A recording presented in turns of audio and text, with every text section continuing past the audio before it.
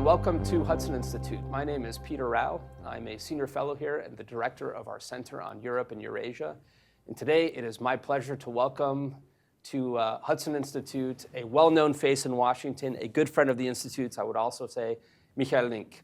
Michael Link is a member of the Bundestag, the German parliament. He is a member of the FDP faction there, also in the leadership team there. The FDP, for those of you who might be less familiar with German politics, is the Free Democratic Party. So in the American lexicon, something like the libertarians in the German system. They, of course, are a member of the coalition alongside the Greens and the Social Democratic Party. Michael Link is best known right now as the coordinator for transatlantic relations in the German Federal Foreign Ministry. He has served there in the past as state minister. He's also been an important player at the OSCE, the Organization for Security and Cooperation in Europe, in their Warsaw office, focusing on human rights. He's a spokesman for European issues, so EU issues for the FDP, also has a say on budget and foreign affairs committee matters. And again, it's really a pleasure to have you here, and thanks so much for joining us today. Thank you, Peter. So let's begin with a question that might be swirling in the minds of viewers who know less about the German system. And that is, on the one hand, you're a member of parliament, but on the other hand, you're also working in the foreign ministry as a coordinator for transatlantic relations. What does a coordinator for transatlantic relations do? Well, that is an institution which exists since 1982. Traditionally, it's held by a parliamentarian. And the mission statement is to promote transatlantic relations wherever you can do it, both in between societies, of course between parliaments, of course between governments, but in all areas of cooperation to promote what can be done in improving these relations and to make them last, especially in the situation where less and less Europeans on the one side and Americans on the other side have, let's say, a natural personal link, let's say from the time where a lot of American troops have been stationed in Germany or in Europe. We are happy and glad to have the US troops in Germany, but it's clearly less than during the Cold War era. And therefore we need to increase exchange programs. I'm working very actively on broadening exchange programs between the US and Germany. And yes, in a short term, let's say it's a sort of special representative on transatlantic issues, held by a parliamentarian, but working for the government as a whole. Well, maybe the most important exchange program is when your chancellor comes to Washington to meet with the president. He was just here last week. Do you have a summary of that? Can you give us some secrets, some readouts from how that conversation went, more than just the rather elliptical and short White House press statement that we got after the very quick, I would say, trip in and out of the Oval Office? Well, I have no readout. I have no summary. That doesn't exist at all. We'll cut that from the recording and just go straight to the secrets that are coming next. Well, it goes directly to the National Archives. But no, frankly speaking, the whole thing is very clear. You need working visits in confidence. And maybe the fact that it happened here for some hours combined with a transatlantic flight seems unusual. No, it's totally usual that we do that on the continent, the European continent, all the time, between France and Germany, between France and Italy, between Italy and Germany, between Sweden and Germany. Right now, Sweden holds the chairmanship, the presidency. So that happens all the time, and I think it's needed also more between the two of them. The chancellor and the president had a very good conversation. That's what we hear. We get a feedback that the chancellor saw it as a very, very good meeting, and I think that's exactly what we need even more. Well, as the president said at the start of that meeting during the brief press spray, was that the last time they held talks was before the war. The last time, I should say, that Olaf Scholz was in Washington. Yes. And that was a rather dramatic visit, I recall. And here they are meeting again. The world has entirely changed over the course of that year. And that takes me to the war in Ukraine and this famous, even most Americans now that work on foreign policy know this term, Zeitenwende, that is supposedly taking place in Germany. Let's begin with the war itself. In Ukraine, the Germans are the largest supporters within the European Union by sheer numbers flowing into Ukraine for aid. But some critics will say that as a percentage of GDP, Germany lags a bit. I think it's 15th or 16th. What's true? How should we think about German support for Ukraine? What's the right framework or the right way to think about the German contribution to the war effort?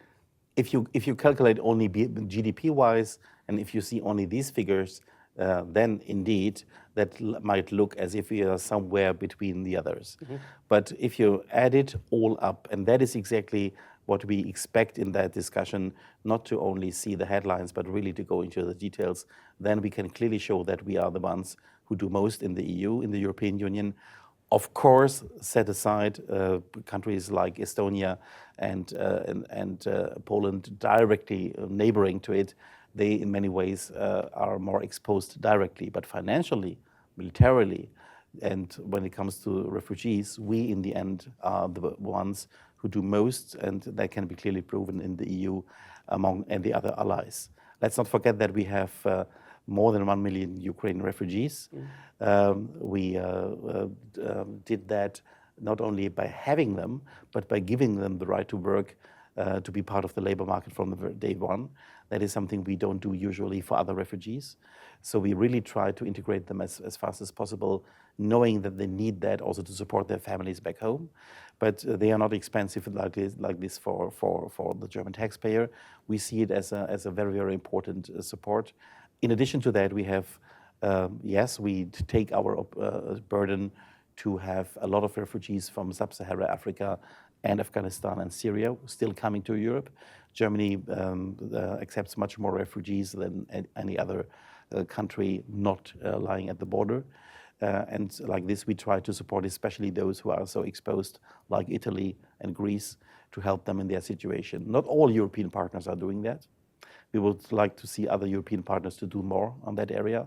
And finally, on military aid, we are now extremely active on bringing the necessary number of battalions of Leos to Ukraine, not only sending our own Leos, but also identifying where we can buy additional Leos for the Ukrainians, or decommission Leos, for example, in Switzerland, and let them be sent.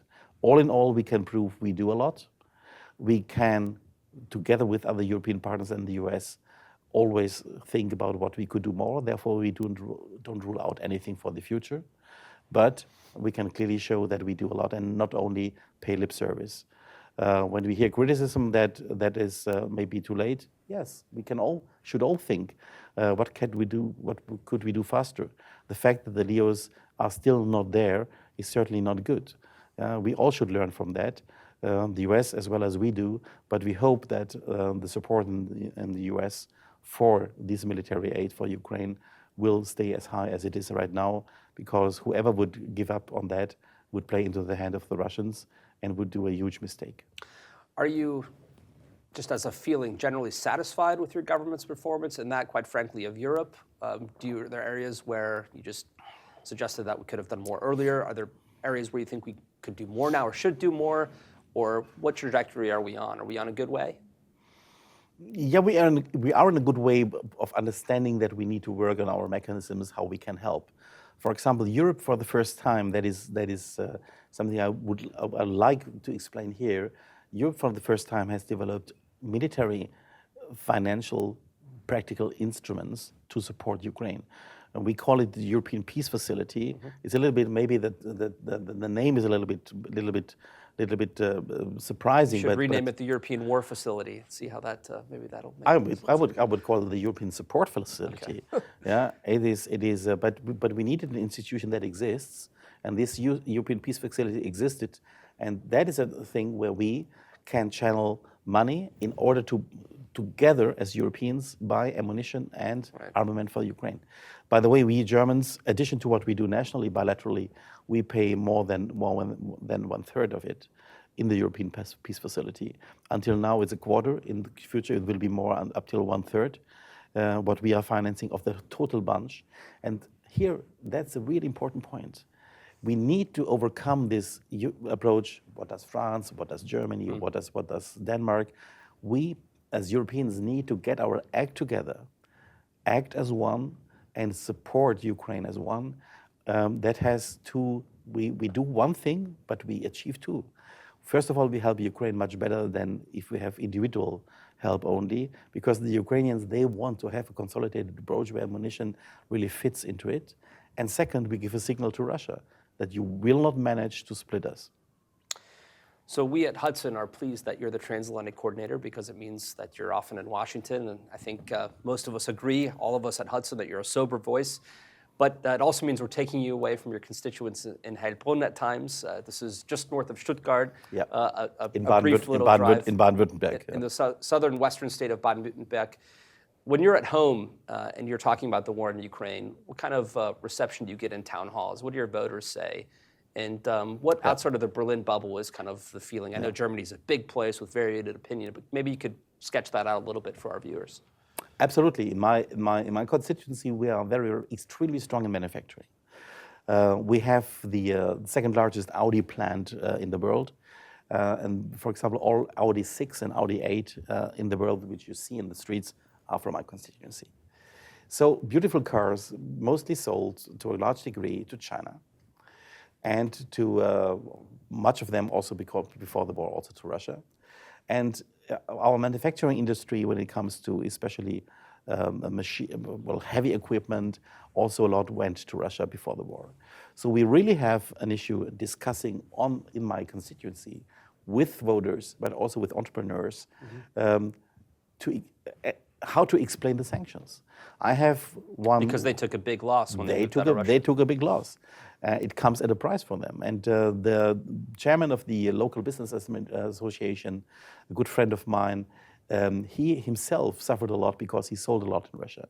But he says, I do it, I follow, I accept these sanctions because I accept that if we continue like this, then we will not do what is necessary to stop an aggressor. But this is really something which is certainly cannot only be done by words. That is why we support as German government those areas hit by the sanction against Russia, these industries. We support them by financial support in order to make it easier for them to redirect their investments and to find other markets. That's expensive, and that is another thing we share of this war. And it's very often not seen in the US that at the same time, while supporting Ukraine, we also need to redirect some sort of our investment, de-risking when it comes to China, finding other markets also for entrepreneurs, supporting them not to put people on the street, but really to invest in redirecting it. So it's a really long-term effort which goes way beyond Ukraine. And that is what the chancellor meant with Zeitenwende. It's that we change the way how we, for example, do trade with risky partners. We should not be dependent from risky partners. We should try to reduce our dependency. And that is what we do in our energy supply, in our supply chains, and of course in the way where we export. Well, I want to come back to that because I can't let the FDP spokesman on European policy representing an automobile-heavy district leave today before we address a hot-button issue in Brussels that's come up in recent days. But let's stay on Zeitenwende for just a few more minutes. And there I want to get away from Ukraine and to Germany's own domestic military buildup. Yeah. There was an interesting Twitter exchange between the German ambassador, Emily Haber, and the newly elected junior senator from Ohio, J.D. Vance. This will air in a few days. We're recording on Tuesday, March 7th, so it took place yesterday, this Twitter exchange. And at the core of the, I think, dispute, if I could summarize it, would be that Ambassador Haber says, look, we are going to spend. We are going to reach 2%. Yeah. And J.D. Vance says, we heard these promises of reaching 2%. It doesn't look like Germany's going to reach it this year. It probably won't reach it next year. Is it going to come?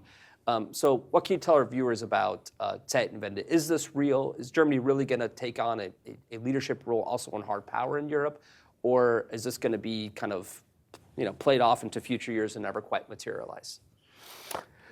We discussed it in the coalition already before the war at length. We were discussing, especially from my side, from my party, but also from parts of the other coalition partners, that we need very clearly to stick to the 2% commitment which has been weighed in the NATO summit in Wales. Mm-hmm.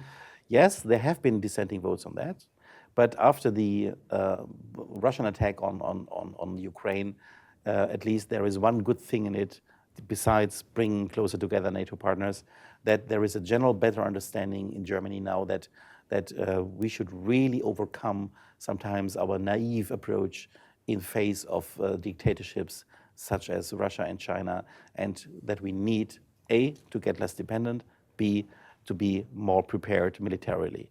And that is why the 2% has been repeatedly, very, very clearly committed to by the chancellor, including here at his visit at President Biden. In his interview with Fareed Zakaria, he made it clear we will not only meet the 2% as soon as possible. I think it will be enshrined in the figures very clearly fiscally in next year's budget. And already this year we are spending the 100 billion constitutional amendment we made last year. You cannot spend it overnight. You need to really buy the right things. But for example, we immediately signed the treaty to buy F-35s. So what Senator Vance maybe might have forgotten that we signed the treaties with the F-35s, and it will be paid immediately. And then, of course, the spending will be higher. But you cannot simply buy it overnight. You need to do it. We do it now.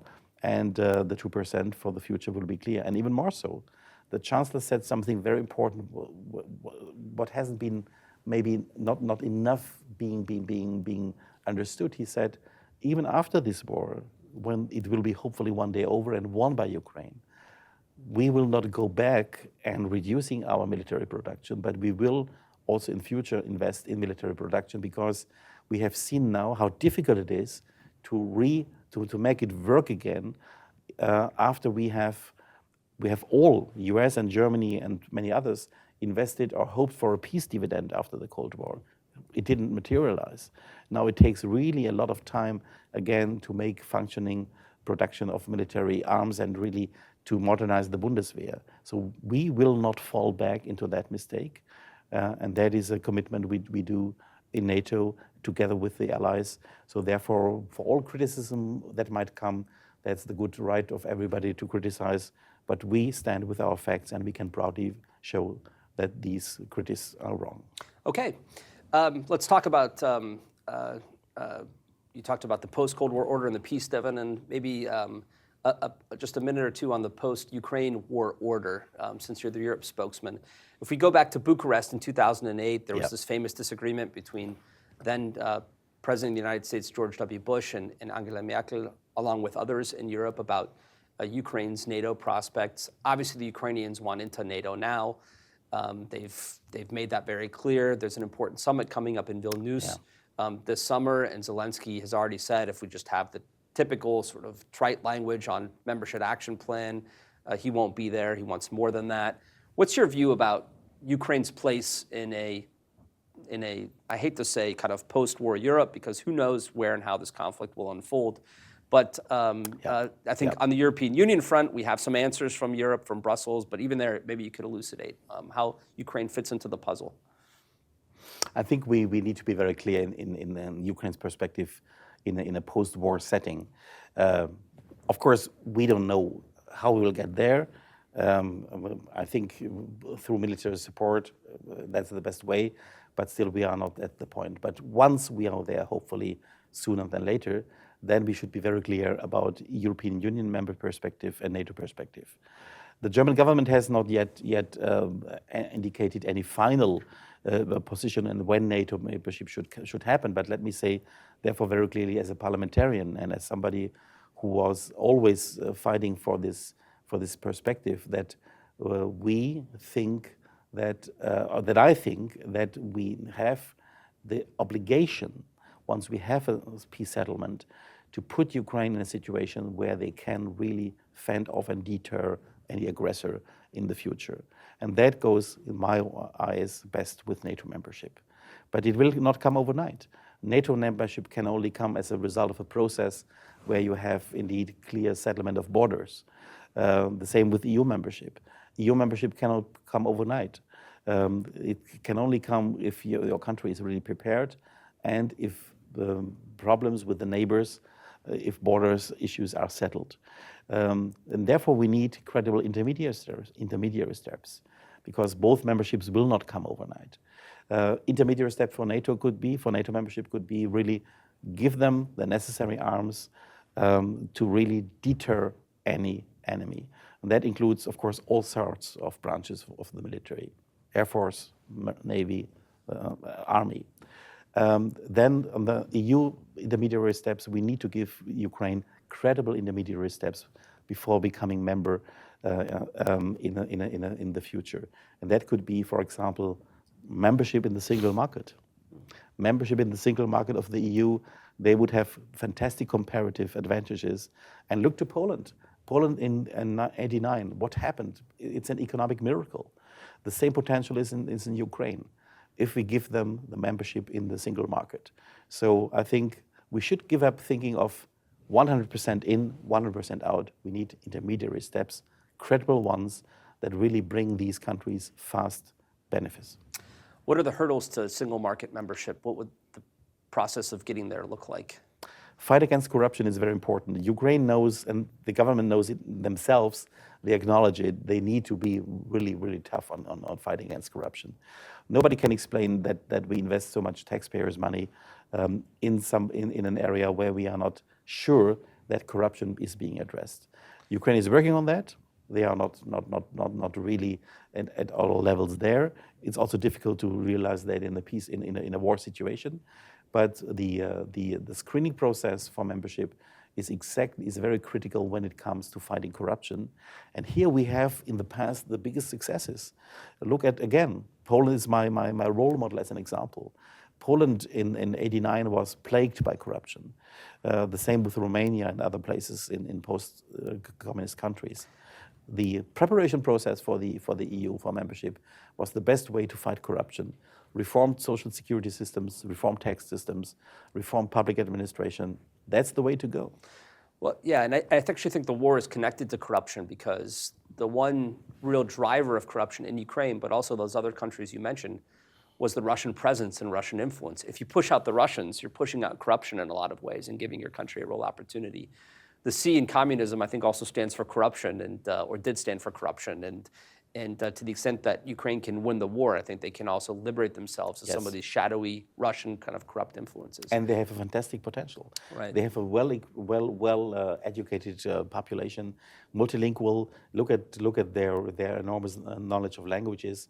They have fantastic English language education, still speaking Russian, having Ukrainian, then English. They are a well-trained population. Of course, now also really enduring a lot of sufferings. I think it will be a very competitive market economy, Ukraine, and they will be also in production, in agriculture, in many areas. Well, maybe some of those companies that have bemoaned their loss of Russian access will find a new market in Ukraine. Absolutely.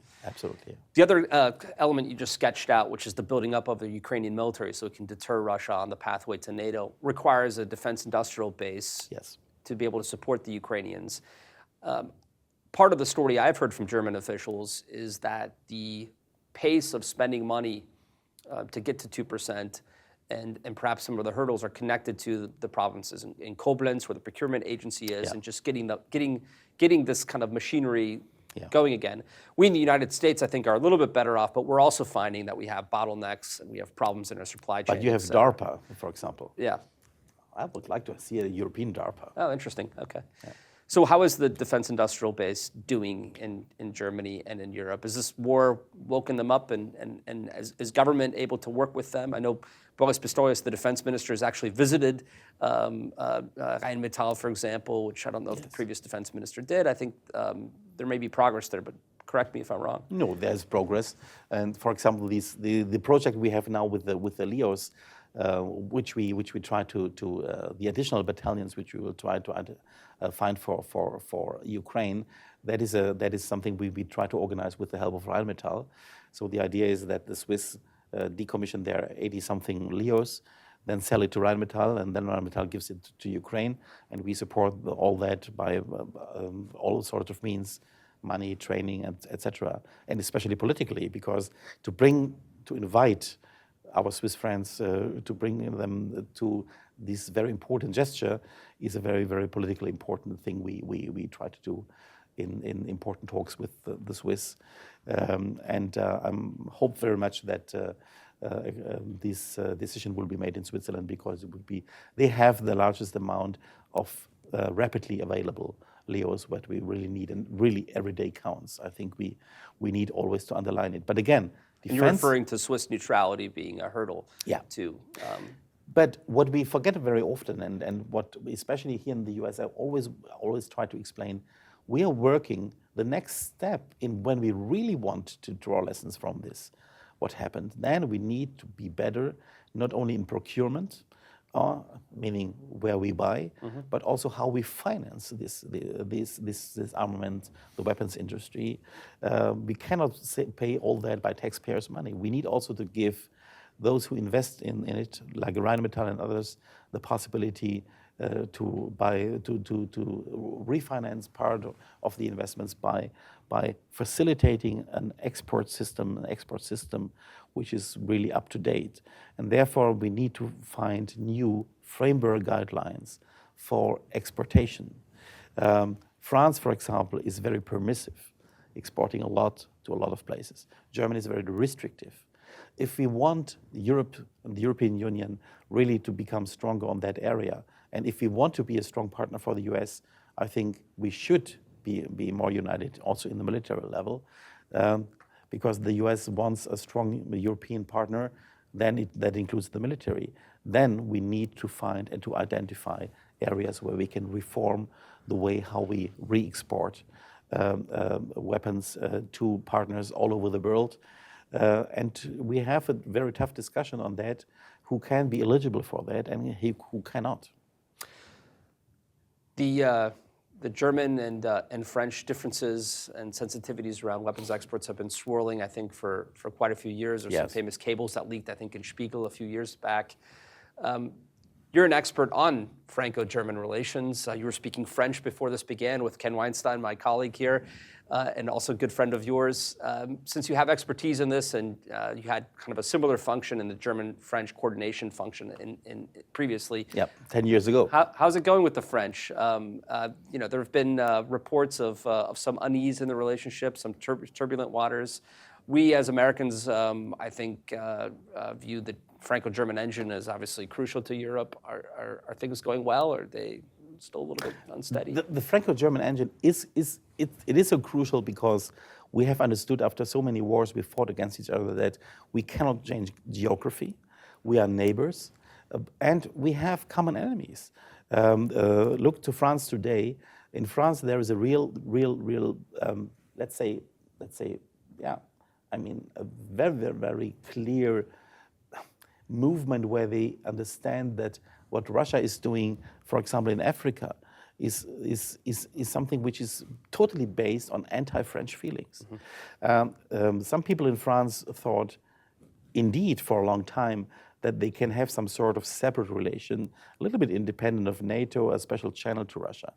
That feeling went away in many areas now in the French elite, because they understand that France is mostly the instrument, how the Russians try to increase their own influence in Africa, blaming the French for being a colonialist power, and picture themselves as the true friends of the Africans. Well, I hope very much that nobody will believe that any longer in Mali or in some places like this. Central African Republic. For the time being, it works. I'm pretty sure in the long term it will not work. But the French, they increasingly see, and I speak about the French government, not about the extreme right and left, but the French government very clearly sees that putting our act together as EU, working closely with NATO is the best way forward to counter Russian and Chinese influence.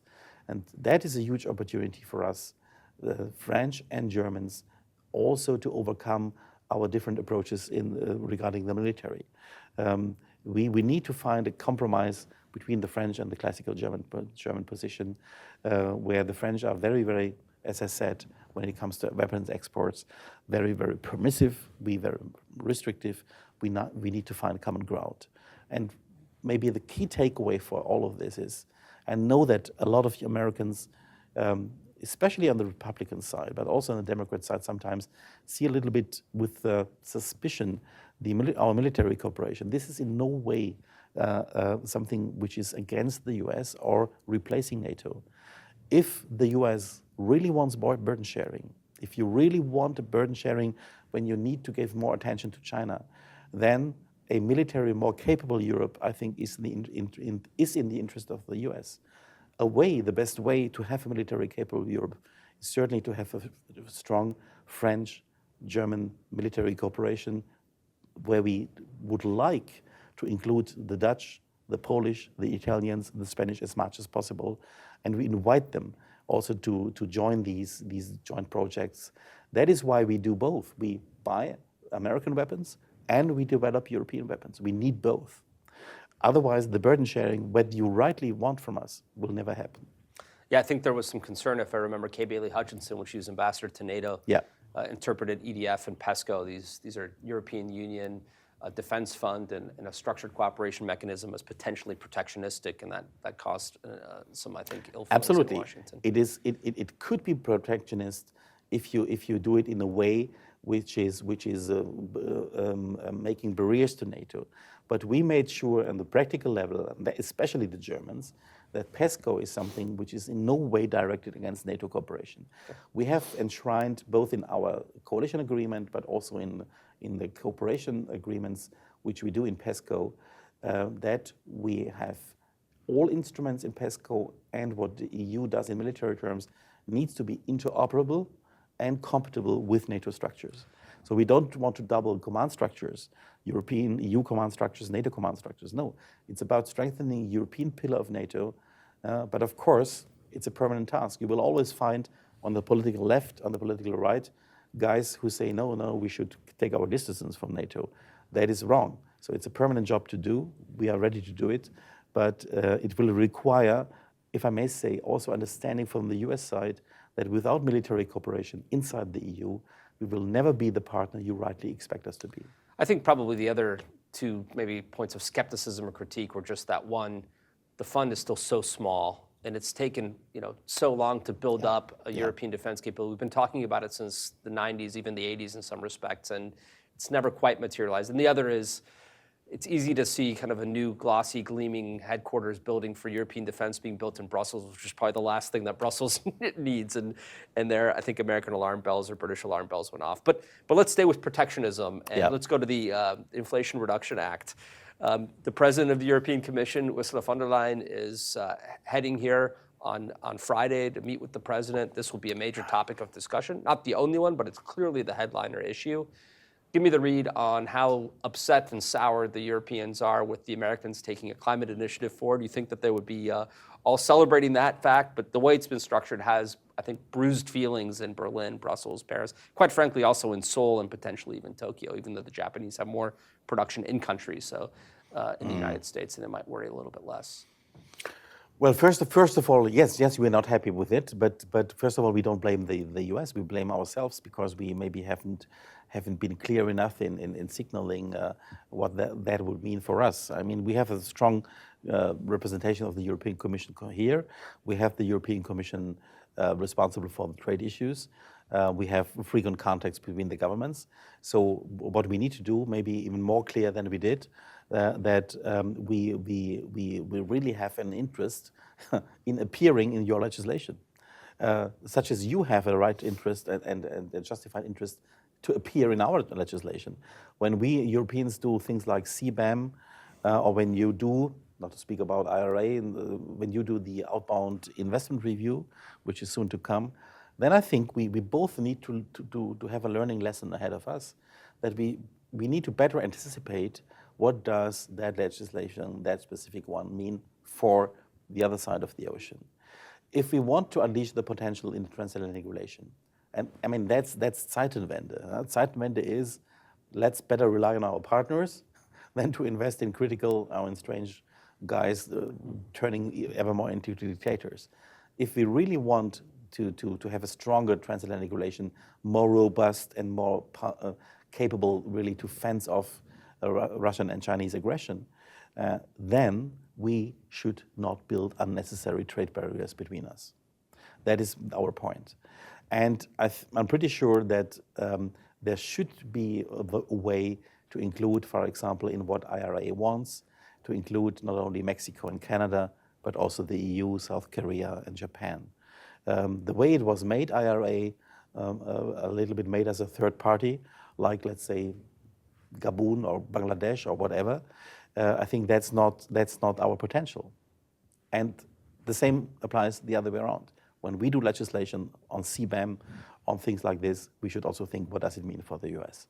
So that is our homework to do. Now we are in the repair mode. After IRA, a lot of back and forth between the Commission and Europe has been happening. Now von der Leyen is coming. I'm pretty sure that will result in a good result. I say, hopefully with a clause where EU is on the same page as Canada and Mexico is. But I think better than always doing legislation than repairing the side effects, the collateral effects would be to anticipate what does it mean. And here we need to become better on both sides of the ocean. And especially, please don't use IRA on the European side. That's a message to my European the colleagues listening to this. But I always say it back home, don't use IRA to build a protectionist agenda in the EU with industry policy and subsidizing industries. No, that will not strengthen us. When we did the single market in the EU, we decided not to do it in a way which is subsidizing industries, but which is really creating a competitive market. So I think there's a lot of lessons to be learned from IRA and from European decisions, and we should develop a sort of reflex, a transatlantic reflex. Whenever we do legislation, what does it mean for our closest partner, meaning the transatlantic partner? One of the really nubs of the issue, or the heart of the matter in the IRA, is the transition from a combustion engine towards a green one, and an attempt to move in that direction with electric automobiles. This is a big issue right now in Europe. Those of us who are reading this from afar are hearing that the FDP is saving the combustion engine, at the same time aggravating some of your coalition partners. Can you give our viewers a little bit of insight in what's happening, what's going on, what the state of play is on all of this? Well, a combustion engine can be run clean or dirty. We want clean combustion engines to be a potential model in the market also in the future.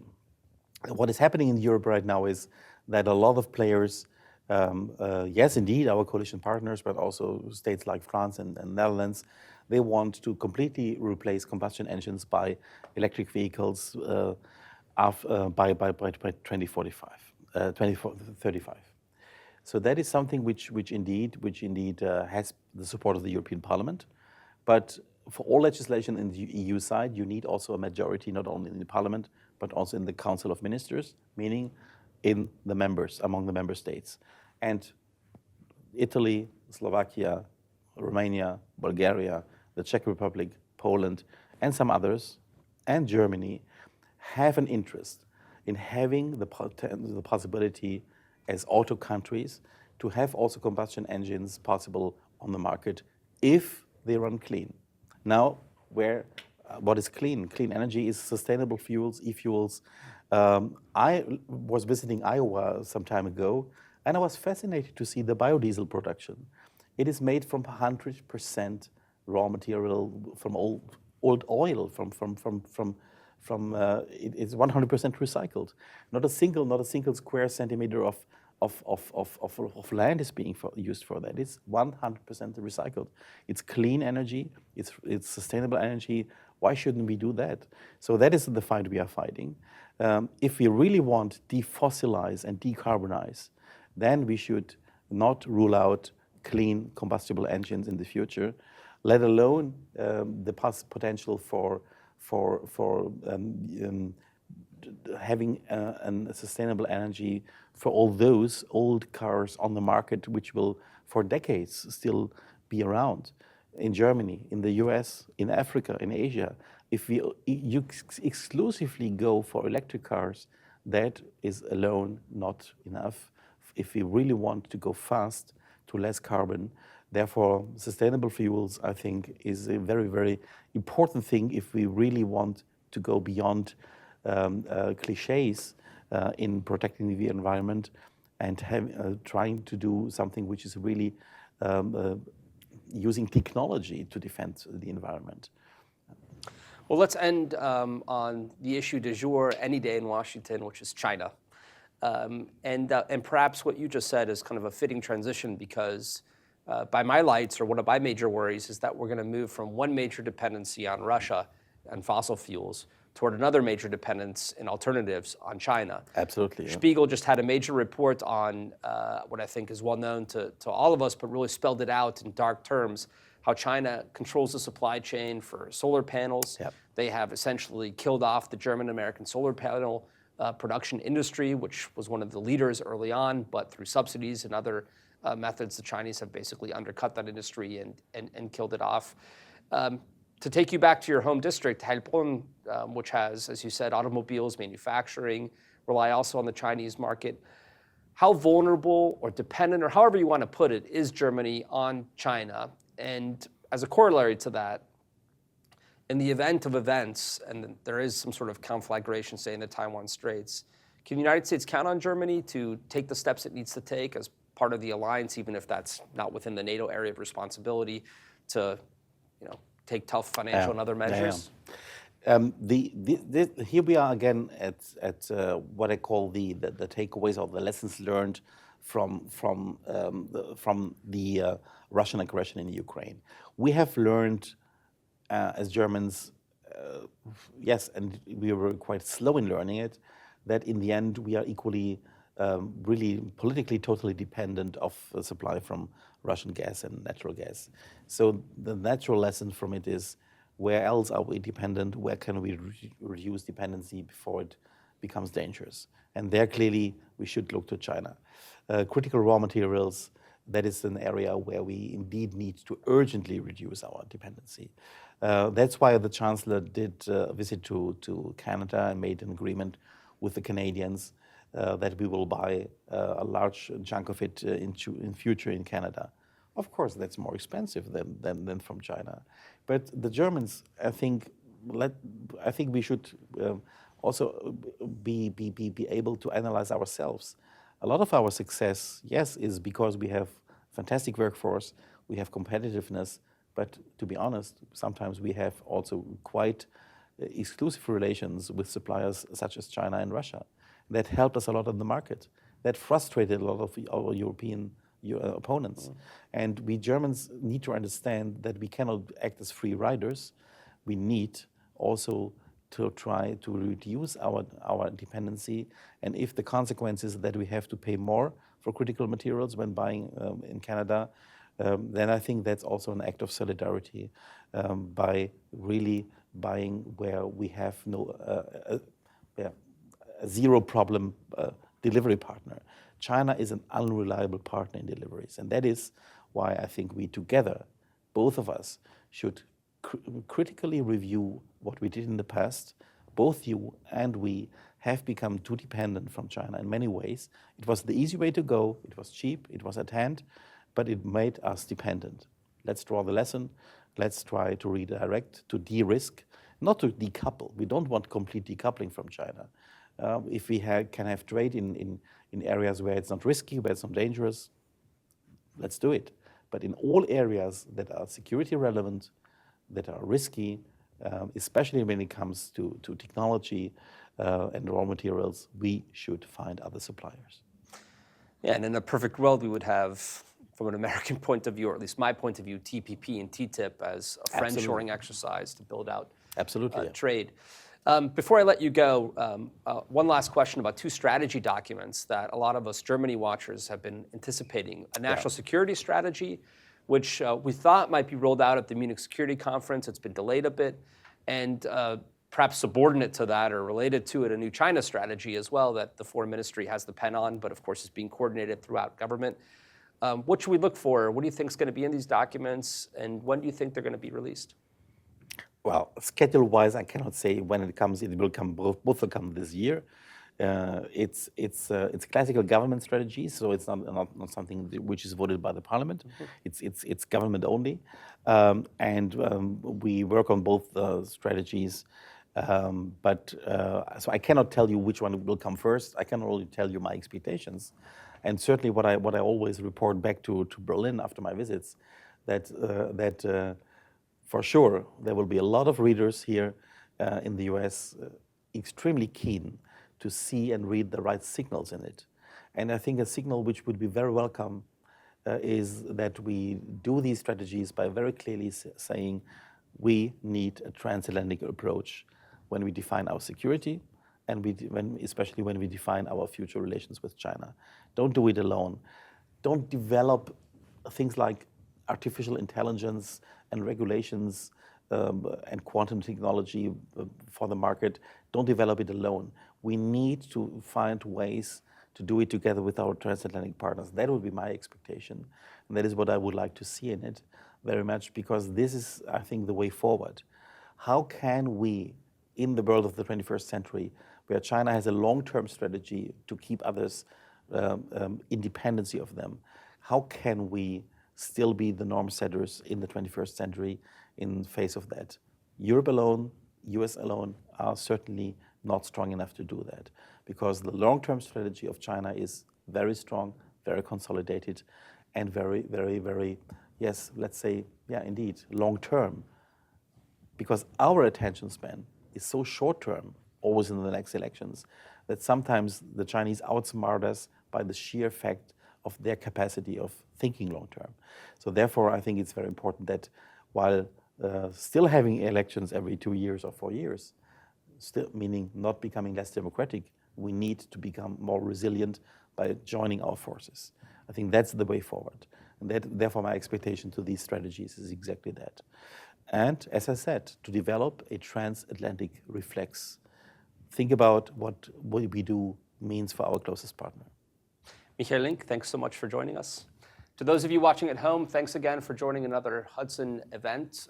You can follow all of our work on hudson.org, our writings and research on a variety of issues, both on our center pages and our homepage. Please join us again next time as we take on another transatlantic issue. Until then, thanks so much and see you soon.